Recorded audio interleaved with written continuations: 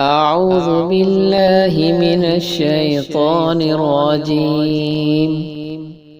بسم الله الرحمن الرحيم.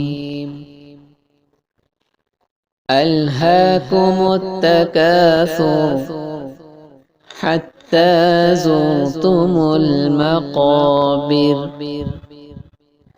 كلا سوف تعلمون ثم كلا سوف تعلمون.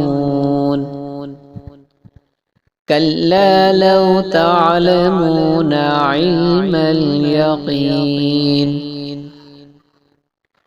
لترون الجحيم ثم لترونها